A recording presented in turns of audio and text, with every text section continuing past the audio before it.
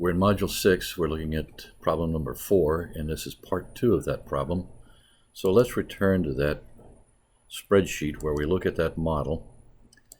As you'll recall, what we're trying to do is create a model of the arrival of ships in the port of Freeport, Texas, then determine the uncertain number of ventilated containers that will arrive, and then determine the uncertain hours associated with unloading each ventilated container.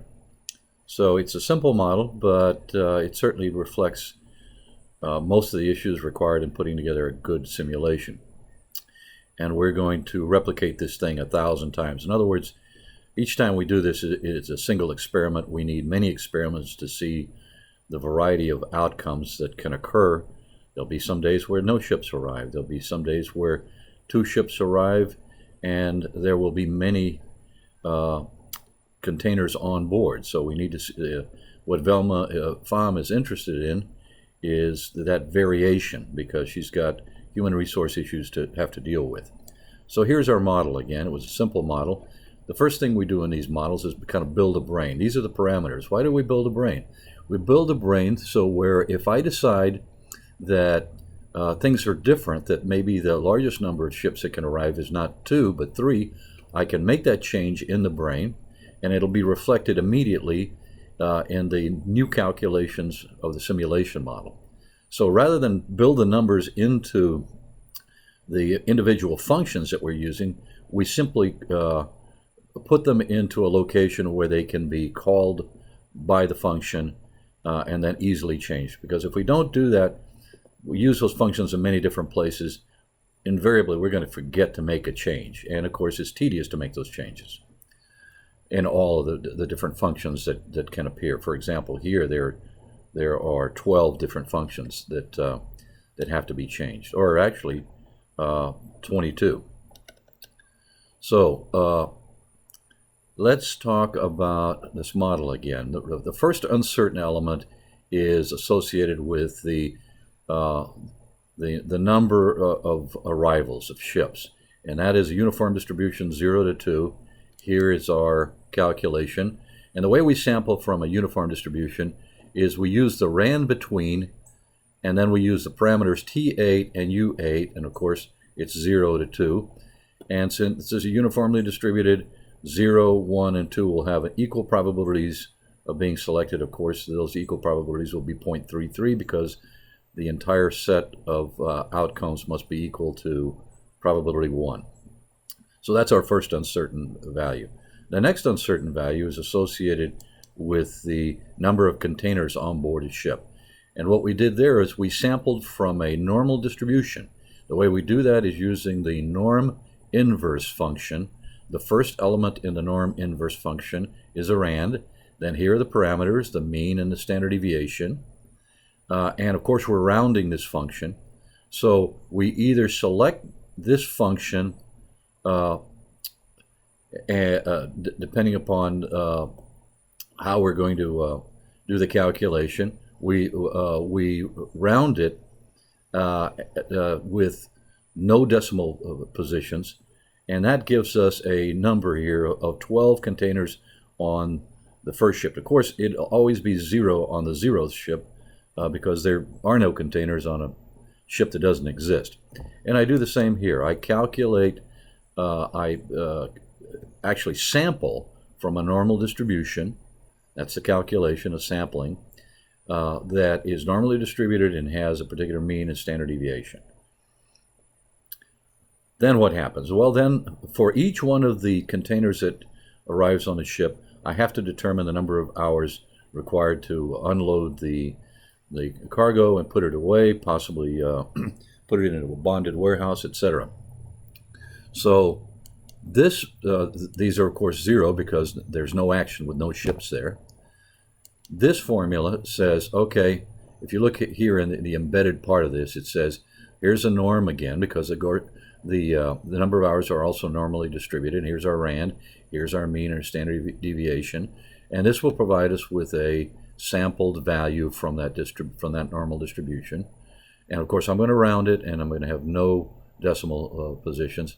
And what this function is saying is that if T20, which is the, in this particular case here, it'd be T21, if this index number is less than or equal to 12 up here, V16, then go ahead and calculate this sampling. If it's not equal, less than or equal to 12, in other words, it's greater than 12, then make sure that that value becomes a 0. Why? Well, because there isn't a 13th container. There's only 12 containers.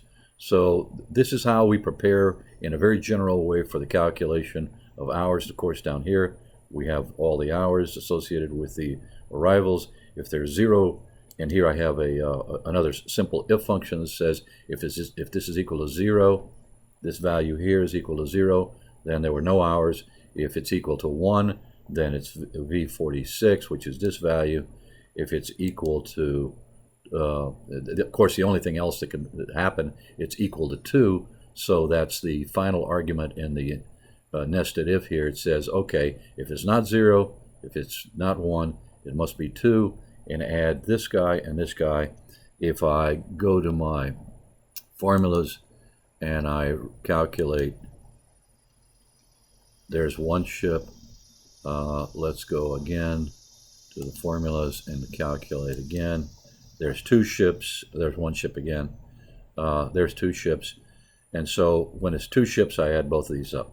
Then I replicate this experiment 1,000 times with a data table. Why can I do this? Well, because anytime you have a rand in a function, all you have to do is to hit the recalculate key, and the recalculate key calculates 1,000 new values of these experiments. This is a single day. Each one of these is a single day of operation. On this day there were 0. On this day there were 279 hours. On this day there was 140 hours, etc. So what are the other questions that remain in our problem? Well, in B we want to calculate the mean, the standard deviation, the max, and the min for all of these experiments. And how do you do that? Well, you just grab the data. P47, which is right here, and down to Y146, which is the corner.